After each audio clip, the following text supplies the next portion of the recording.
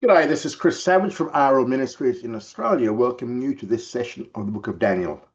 This study has been taken from the commentary of Daniel by Dr. Arnold Fruchtenbaum, the founder of RL Ministries. Thank you for coming along. Thank you for coming along. This is now session 21 of the Book of Daniel. We're going to cover from chapter 11, verse 40, down to chapter 12, verse 1. Now, in the last session, we finished off with the Antichrist and his rise to political and religious power. If you remember, he's the little horn of chapter 7, and he's also the coming prince, which we saw in chapter 9. Now, the Antichrist is going to be characterized by so much willfulness that he'll exalt himself above every other man and also above God, and he'll also magnify himself above every other God. So he's going to magnify himself to being the top in the world in all of creation. In fact, he's going to claim deity for himself. He'll call upon the whole world to worship him as God. Now, he is going to prosper till what is called the indignation be accomplished. Remember, indignation, it's an Old Testament name for the Great Tribulation, especially as how it affects the Jewish people. So this means that he will rule during that tribulation period for the second half of it, or the last 3.5 years of it. And during the second half of the tribulation, the Antichrist will be the sole ruler of the world. And during his rule, the Antichrist will direct his wrath against God's people, starting a global holocaust against the Jews. And Zechariah 13, verses 8 to 9, tells us that it will be so severe that 2/3 of the Jews will be killed. Now, the nature of the willful king in that he will repudiate all the gods of his Gentile ancestors. And it also says, neither shall he regard the gods of his fathers. Now, the Antichrist will not have any particular desire for the love of women, which is quite unnatural to normal men. He would then be quite inhuman in his complete disregard for women. Also, we learn that he's not going to regard any God, either the true or the false. He will assume he's superior to the one true God and superior to pagan gods, and he'll assume that he's above all men and women. Now, this doesn't mean that he's going to be atheistic, because he's going to worship a God, and it's going to be the God of strongholds who promises strength and military might. In other words, he will worship power and might. His philosophy will be might is right. The God he will honor will be Satan. Now, even his pagan ancestors did not directly worship Satan, but he's going to directly worship Satan and honor him. His ability to conquer will come from the God whom he does worship, Satan. So he will receive supernatural power through Satan to conquer the mightiest of strongholds. Because he worships Satan, Satan will give him that power. Satan will give to the Antichrist his authority over the kingdoms of the world. Remember, he offered this to Jesus, but Jesus refused it. But the Antichrist will accept it. So he'll be given satanic, supernatural abilities to take over the world. All those who acknowledge the Antichrist to be God will be rewarded for their loyalty. And he's going to increase them with glory, which means they'll be granted superior social and economic status. He'll elevate them to positions of political authority over people under his rule. They're going to have to signify their acceptance of him as God by taking his mark of 666. And we see this in Revelation 13, verses 16 to 18. And for this, they will all be rewarded. Now, let's continue on today. We come now to further information regarding the Antichrist. We come to chapter 11, verses 40 to 45, where we now have his conquests. I'm going to read these verses for us. And at the time of the end shall the king of the south contend with him, and the king of the north shall come against him like a whirlwind, with chariots and with horsemen, and with many ships. And he shall enter into the countries, and shall overflow and pass through. He shall enter also into the glorious land, and many countries shall be overthrown. But these shall be delivered out of his hand, Edom and Moab, and the chief of the children of Ammon. Verse 42 says, He shall stretch forth his hand also upon the countries, and the land of Egypt shall not escape. But he shall have power over the treasures of gold and of silver, and over all the precious things of Egypt, and the Libyans and the Ethiopians shall be at his steps. But tidings out of the east and out of the north shall trouble him, and he shall go forth with great fury to destroy and to utterly sweep away many. And he shall plant the tents of his palace between the sea and the glorious holy mountain. Yet he shall come to his end, and none shall help him. All right. So this passage deals with the war that breaks out in the middle of the tribulation. Now, the governmental system of the first half of the tribulation subdivides the world into only 10 Gentile nations plus Israel, or 10 Gentile rulers plus Israel. The 10 Gentile nations are co-ruled equally by 10 kings, and that is the political structure of the first 3.5 years. But Daniel chapter 7 pointed out that in the middle of the tribulation, the Antichrist will come to political power, and in the course of his war against the 10 kings, he will kill 3 of them, and the other 7 will submit to him. These verses here describe that war during the middle of the tribulation. Now, during the Great Tribulation, there are going to be 3 world wars, quite apart from the 2 world wars we've already experienced, the first and second. First World War of the Tribulation will happen toward the very beginning, and it is found in Revelation chapter 6. The Third World War will occur at the very end of the tribulation and is part of the campaign of Armageddon. What we have in these verses is a description of the Second World War, which will occur in the middle of the tribulation.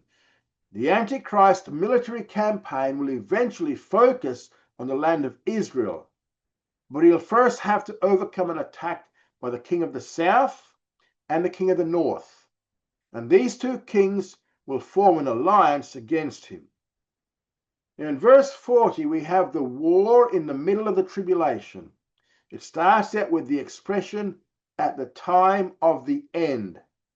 Now, the angel who started speaking to Daniel back in chapter 10, verse 19, he is still speaking to Daniel.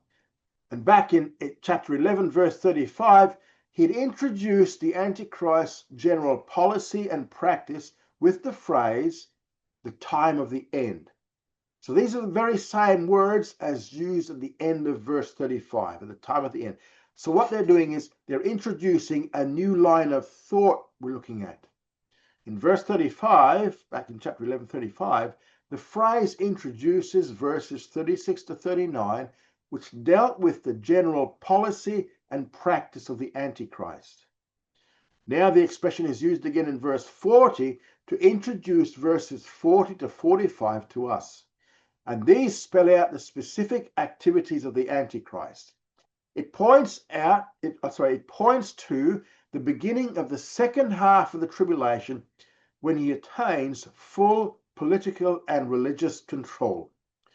Those he wars against are, first of all, the king of the south. We've seen already in this chapter that the king of the south is Egypt. So at this stage, Egypt will contend with him. Also, the king of the north gets involved as well. Now, at this point, a lot of prophecy teachers break the basic rule of interpretation, and that is consistency in interpretation. Many commentators make this king of the north refer to the Russians, and they bring the Russian invasion described in Ezekiel's 38 and 39 in here. It is true that Russia will be the leading force in the invasion that is described in Ezekiel 38 to 39. But as we have noted consistently throughout Daniel chapter 11, and without exception, the king of the north has always been Syria. We should therefore remain consistent in our interpretation. The Russian invasion of Ezekiel 38 to 39 will not happen at this particular time, but at some time before the tribulation starts. However, here in his description of this invasion, Ezekiel did not simply speak of the north, but of the uttermost parts of the north. And Ezekiel says, you shall come from your place out of the uttermost parts of the north, you and many peoples with you, all of them riding upon horses, a great company, mighty army. That's Ezekiel 38:15. From the perspective of Israel, Russia is the northernmost country. In Daniel 11:40, the angel nowhere mentions the uttermost parts of the north, but simply the king of the north. So the king of the north here is certainly not the Russians.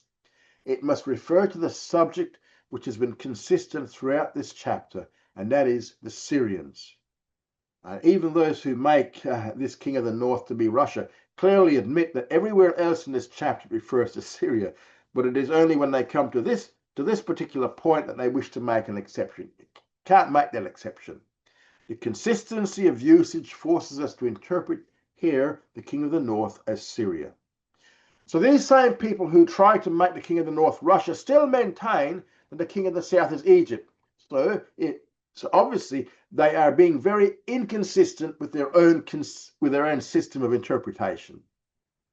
So the kings that the Antichrist wars against here are the king of the south, meaning Egypt, and the king of the north, meaning Syria, who shall come against him like a whirlwind. Now this indicates that the Syrian king will attack the Antichrist suddenly with armor described as with chariots, with horsemen, and with many ships of war. So we have an army and a navy involved here. In the latter part of verse 40, we deal with the defeat of the opposition. He shall enter into the countries and shall overflow and pass through. The countries are Egypt and Syria. Again, here we have the figure of a flood, which when used symbolically means a military invasion. He overflows and he passes through, meaning he will invade these various territories. In the first part of verse 41, we read of the fall of Israel in the middle of the tribulation. He shall enter also into the glorious land. As it has in previous sections, the phrase the glorious land refers to Israel. In the middle of the tribulation, the Jewish state, which has now been in existence since 1948, will be taken over by Gentile authority and the Israeli government collapses. Now, this is the same Gentile action as described in Revelation chapter 11, verses 1 to 2, which I'll read for you here. And there was given me a reed like unto a rod, and one said, rise and measure the temple of God, and the altar, and them that worship therein. And the court which is without the temple, leave without, and measure it not. For it has been given unto the nations, the Gentiles, and the holy city shall they tread under foot 42 months. So what we see here is that this will include the complete takeover of the temple compound, and it sets the stage for the abomination of desolation to be set up, which we talked about back in Daniel chapter 9, verse 27, and we're going to see it when we get to chapter 12, verse 11. In fact, Revelation 11, 1 to 2 clearly says that the Gentiles will rule the temple compound for 42 months, meaning 3.5 years. And that is why the times of the Gentiles did not end in 1967 when Israel regained control of Jerusalem. The city, the temple, and the country are all to fall to Gentile control again. And in this invasion of verse 41, it sets the stage for the abomination of desolation that Jesus spoke about in Matthew 24, verses 15 to 16. Here's what Matthew says. When therefore you see the abomination of desolation, which is spoken of through Daniel the prophet, standing in the holy place, let him that reads understand. Then let them that are in Judea flee onto the mountains. Okay. So in this passage in Matthew, Jesus warns that this is a signal for the Jews to flee. And those who eventually survive the tribulation alive are the ones who manage to flee down to a place called Bozrah or Petra, as Micah chapter 2, verse 12 to 13 shows. Micah 2, 12 to 13. It's at this point, as Paul described in 2 Thessalonians 2, verses 3 and 4, that the Antichrist will now sit in the temple of God and declare himself to be God. In the second part of verse 41, we learn of certain nations which will escape his domination. It starts out with many countries shall be overthrown. The Antichrist will succeed with a political takeover of the entire world. But these shall be delivered out of his hand, the text says. So 3 specific nations escape his domination: Edom and Moab and the chief of the children of Ammon. Now, today, all 3 of these nations are under the one flag of Jordan. What is today called the Hashemite kingdom of Jordan comprises the ancient kingdoms of Edom, Moab, and Ammon, as well as Gilead, which is now also in Jordan. So this sets the stage now for Israel's flight out of the land. The takeover of Israel causes the flight of Jewish people, as we learn from Matthew 24:15-22, and the freedom of the Transjordanian region, being outside the domination of the Antichrist, provides a territory of their place of refuge. And it is to this region that the Jews will escape, according to Micah 2:12 and Revelation 12, verse 6 and 13-14. So during the Great Tribulation, there'll be one very small area of the world which will not be included in the Antichrist domain, where God provides, as he always has, a city of refuge for the Jewish people. So the reason God makes sure that there will be one part of the world outside of the Antichrist political domination is to provide a place for the Jews to flee. There has always been a principle in Jewish history that when one part of the world turns against the Jews, God always makes sure that there's another part of the world that they can be free to run to. And we see this consistently throughout Jewish history. One of the most important years in Jewish history is the year AD 1492.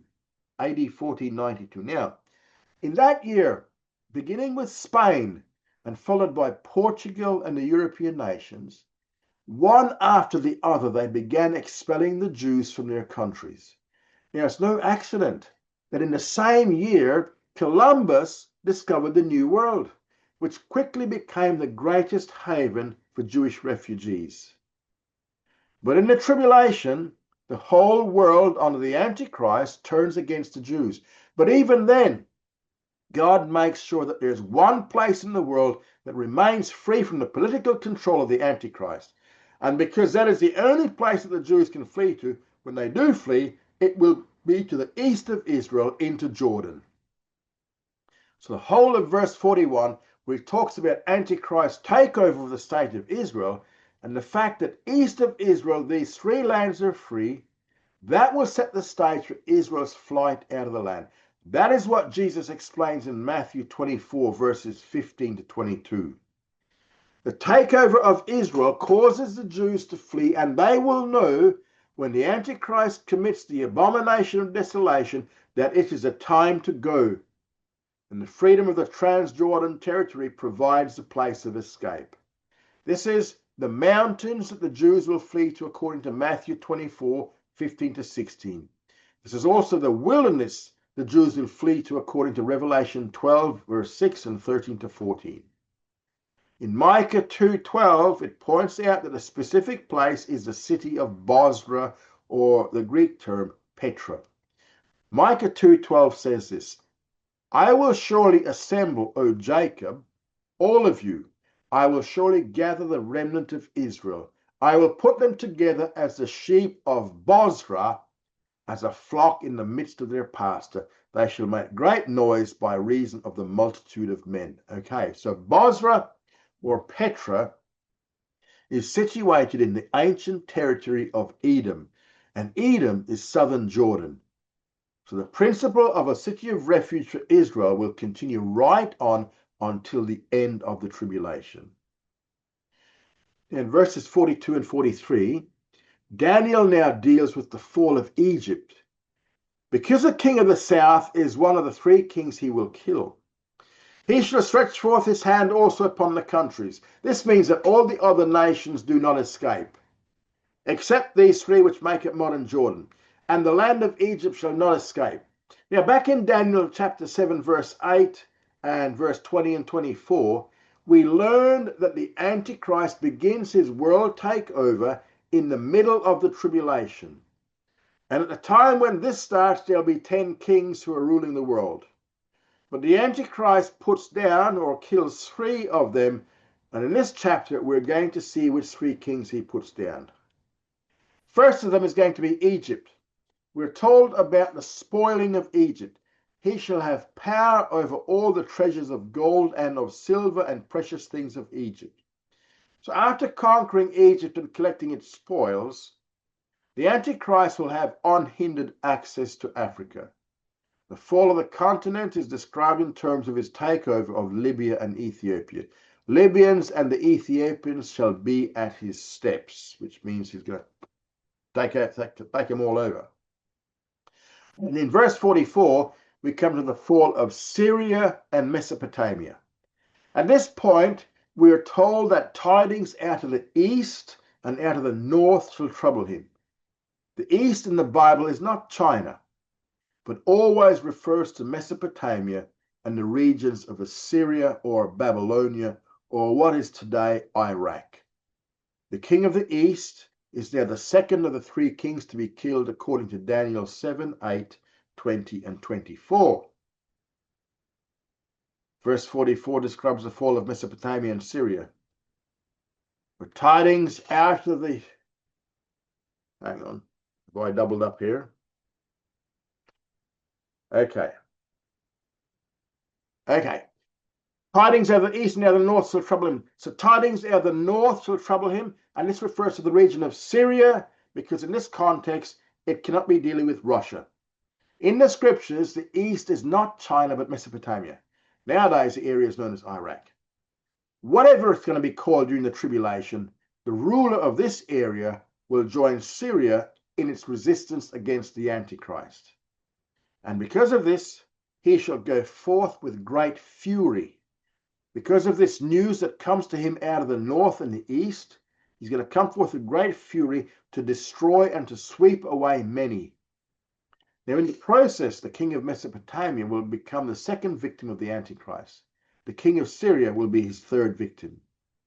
So both the kings of Syria, north, and Mesopotamia or Iraq, the east, die.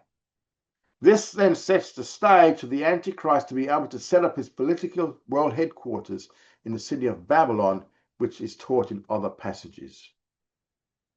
However, at this point in the initial stages, he sets up his headquarters in Jerusalem, as we see in verse 45. He shall plant the tents of his palace. Now, word tents here means the military tent of a general. It's also a palace, indicating it's also a royal tent or like a royal pavilion of tents, which is erected. The Antichrist will pitch the tents of his palace between the sea and the glorious holy mountain. Now, Hebrew term for sea, which we see in this passage here, is actually Yamin, Y-A-M-I-M, which is actually the plural form of Yam, meaning sea. Now, a more literal translation would therefore be between the seas and the holy mountain. The reference is to the Mediterranean Sea and the Dead Sea. So this military tent is pitched between the 2 seas, the Mediterranean and the Dead Sea. And that's what we're seeing here, where it says between the sea. Actually, the sea is plural, so it's the 2 seas, Mediterranean and the Dead Sea. Location of this tent will be between these 2 seas, where? At the glorious holy mountain. This refers to the Temple Mount itself, which is what is brought out in Revelation chapter 11, verses 1 to 2. At the time, he will already have taken over the temple compound and committed the abomination of desolation, and the Jewish people will have fled to Bozrah. At this point, the stage is set to allow him to commit the abomination of desolation according to Daniel 9:27 and 2 Thessalonians 3 verses 2 to 4. It is the act of taking over the temple compound area which initiates Israel's flight out of the country according to Matthew 24 verses 15 to 22. The end of verse 45, we read of the death of the Antichrist. Yet he shall come to his end, and none shall help him. So during the conflict of his war against the 10 kings in the middle of the tribulation, the Antichrist will be killed, and no human will be able to help him. However, as John gives us further revelation, he'll be resurrected by Satan, which we know from Revelation chapter 13, verse 3 and verse 12 and 14. He will then be able to continue his war against the 3 kings and eventually kill them. This will cause the other 7 kings to submit to his authority. So overall, verses 40 to 45 deal with the war in the middle of the tribulation against the 10 kings. The Antichrist will begin a war against the 10 Gentile kings who at the time will rule the entire world. Even though he will be attacked from both the north and the south, he will be successful in conquering nearly all of the nations of the world. He'll also enter Israel. Rumors of invasions from the east and the north will both trouble and enrage him, prompting him to launch a genocidal campaign against his enemies, including the Jews, which we see in Zechariah 13, verses 8 to 9. In the war, 3 of the Gentile kings will be killed. The Antichrist will establish his military capital in Israel, pitching the tents of his royal pavilion in Jerusalem. At one point, he'll be killed, but the prince of demons will resurrect him. And this satanic miracle will cause the remaining 7 kings to submit to him. This brings us now to the end of chapter 11. Now we go into chapter 12, and we're only going to cover verse 1 today. We're now in the final chapter of Daniel, chapter 12.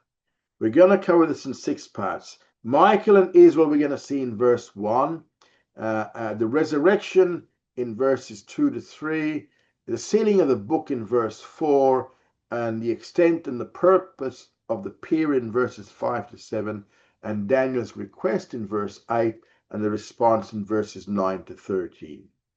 Now let's have a look at Michael and Israel in verse 1. Now, the same angel who began speaking to Daniel back in chapter 10, verse 19, is still speaking with him. And he says, "And at that time shall Michael stand up, the great prince who stands for the children of your people. And there shall be a time of trouble such as never was since there was a nation, even to that same time. And at that time your people shall be delivered, every one that shall be found written in the book." Now, when he says here, "and at that time," he means at the time of the events of verses 40 to 45 of Daniel 11. At the same time as the events of the second half of the tribulation, when the persecution of the Jews actually begins in earnest, Michael shall stand up. Now, who's Michael? Well, Michael, we know he's the archangel, and he shall stand up. This is a military term indicating that he goes out to wage war against Satan and the fallen angels. Now, we read about this angelic war in the middle of the tribulation in Revelation chapter 12, verses 7 to 12, and I'll read that for you. Revelation 12, 7 to 12. "And there was war in heaven, Michael and his angels going forth to war with the dragon. The dragon warred and his angels, and they prevailed not, neither was their place found any more in heaven. And the great dragon was cast down, the old serpent, he that is called the devil and Satan, the deceiver of the whole world. He was cast down to the earth, and his angels were cast down with him." Verse 10, "And I heard a great voice in heaven saying, Now is come the salvation and the power and the kingdom of our God and the authority of his Messiah. For the accuser of our brethren is cast down, who accuses them before our God day and night. And they overcome him because of the blood of the Lamb, and because of the word of their testimony, and they love not their life even unto death. Verse 12, therefore rejoice, O heavens, and you that dwell in them. Woe for the earth and for the sea, because the devil is gone down unto you, having great wrath, knowing that he has but a short time. Okay. In this passage, we see that Satan and his demons who now dwell in the atmospheric heavens, well, check that out in Ephesians 2 verse 2 and Ephesians 6 verse 12. It tells us that there. Ephesians 2:2 and Ephesians 6:12. Satan and his demons will be cast out of the atmospheric heavens and thrown down to the earth.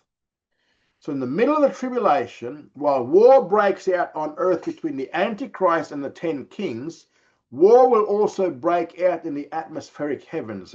Revelation 12 verse 7 to 12 talks about that. That conflict is between the archangel Michael with his forces and the archenemy Satan with his forces. Michael will be victorious, and Satan and his cohorts will be cast out of the atmospheric heavens and confined to the earth, which we see in verse 8 and 9 of Revelation chapter 12. And they'll be cast down there for the remainder of the tribulation. So Satan's confinement to the earth will bring about two results. First, his access to heaven will be rescinded, and he'll no longer be able to stand before the throne of God accusing the brethren. And for this, they'll be rejoicing in heaven. We see that in verses 10 to 12 of Revelation 12. Second, Satan will now be full of wrath, which we see in verse 12. But his anger will now flare as a result of his knowledge that his time is now short. Namely, he's only got 3.5 years. Because of Satan's wrath, it will be woe for the earth. Now, Michael is called the great prince in this passage. The word great emphasizes his position, being the only archangel. And the word prince indicates that he is also one of the chief princes. And again, he's one of the many chief princes. Remember, a chief prince is an angel, good or bad, that is a guardian angel over a nation. Every nation has a chief prince over him. In these verses, it is clearly stated that Michael is a guardian angel over Israel. Now, it says here that he stands for the children of your people. Now, to stand for means to fight for. The children of your people clearly refers to Daniel's people. Who are Daniel's people? Well, Daniel's people are the Jewish people. So now, Michael will stand up to fight on behalf of the Jewish people. An example of how he does this is found in Revelation 12, verses 15 to 16. And I'll read it here for you. Revelation 12, 15 to 16. And the serpent cast out of his mouth after the woman water as a river, that he might cause her to be carried away by the stream. The earth helped the woman. The earth opened her mouth and swallowed up the river, which the dragon cast out of his mouth. Both the serpent and the dragon in this passage represent Satan. You can check that out in Revelation 12:9 or Revelation 13:4 to 5. 12:9, 13:4 to 5. The woman in this passage is Israel. The three references to flooding that we see, water, river, stream, symbolize a military invasion. So what we see here is that after the Antichrist takes over Jerusalem as the Jews flee, Satan will have him send his initial army against the fleeing Jews to try to wipe them out once and for all, so they cannot call for Yeshua, Jesus, to return and save them. The Revelation passage points out that God will work a miracle as he has done before and have the earth open up and swallow the army. No doubt, as Israel's guardian angel, that will be part of Michael's responsibility to make sure that that happens. This verse goes on to clearly teach that Israel will survive the Great Tribulation as a nation. But this will only be because of the successful fighting of Michael. However, he adds, there shall be a time of trouble. Now, this time of trouble refers to the Great Tribulation. It is also called the time of Jacob's trouble in Jeremiah 30, verse 7. It is true that all people will suffer in the tribulation, because the tribulation itself falls upon the whole world, upon all humanity left behind after the rapture. This will be a especially severe time for the Jews in Israel, however. That is because of the principle in Isaiah 40, verses 1 to 2. Isaiah 40, verses 1 to 2. It says this, comfort ye, my people, says your God. Speak ye comfortable to Jerusalem, and cry unto her that her warfare is accomplished, that her iniquity is pardoned, that she has received of Jehovah's hand double for all her sins. So what that is saying is that Israel will receive double punishment for all her sins. As much as God punishes the Gentiles for their sins, he will punish Israel double. Why? Because to whom much is given, much is required. And that is why the tribulation is uniquely the time of Jacob's trouble. In Daniel 12:1, the angel added that the period will be worse than anything the world has ever seen. He says, such as never was since there was a nation even to that same time. In other words, this persecution that the Jews will suffer in these last 3.5 years of the tribulation will supersede all previous persecutions of the Jews. It will be greater than that under Antiochus Epiphanes, who was the type of the Antichrist. It will also be greater than the Holocaust under Nazi Germany. Jesus made the same point in Matthew 24, verse 21. For then shall be great tribulation, such as has not been from the beginning of the world until now, no, nor ever shall be. So what the Jews will suffer in these 3.5 years, Jesus said, will be the worst they have ever had. But they'll never, ever have to suffer like this again. It'll be the last time they'll suffer. Then he says, at that time your people shall be delivered. Israel will survive as a nation. Again, in Jeremiah 30, verse 7, which was mentioned earlier, it says that this is the time of Jacob's trouble. But the verse goes on to say, but he shall be delivered out of it. Those who are delivered out of it will include everyone who is written in the book. Now, this might be referring to the book of life or to the Lamb's book of life. In other words, the elect of Israel shall escape. These are the same group of elect mentioned by Jesus in Matthew 24, verse 22, for whose sake these days shall be cut short. The elect of Matthew 24, verse 22, contextually, are not the church as a whole, but especially Jewish believers. Jews that God has chosen who will survive the tribulation. But again, it will include, according to Zechariah 13, 8 to 9, only 1/3 of the Jewish population who were alive at the start of the tribulation. 1/3 who were alive at the start of the tribulation will survive. So the elect of Matthew 24, verse 22, are the ones who have their names written in this book, and they will survive this period, but the rest will not. In Philippians chapter 4, verse 3, Paul referred to the book of life as a record of the names of people who have eternal salvation. Paul says in Philippians 4:3, yea, I beseech you also, true yokefellow, help these women, for they labored with me in the gospel, with Clement also, and the rest of my fellow workers, whose names are in the book of life. Now, Revelation 3, verse 5 states that the book of life contains the names of believers in the Jewish Messiah. It says, he that overcomes shall thus be arrayed in white garments. And I will in no wise blot his name out of the book of life, and I will confess his name before my Father and before his angels. So those whose names are found in the book of life have triumphed over the challenges of earthly life, demonstrating that their salvation is true. Conversely, Revelation 20 verse 15 depicts the fate of those whose names are not recorded in the book of life. And if any was not found written in the book of life, he was cast into the lake of fire.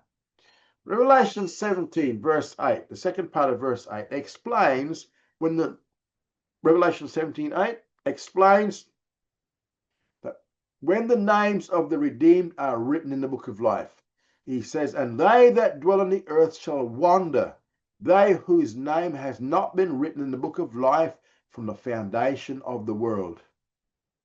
Now, reference to the Lamb's book of life is found in Revelation 13 verse 8. So there's two books, book of life, Lamb's book of life. Revelation 13:8.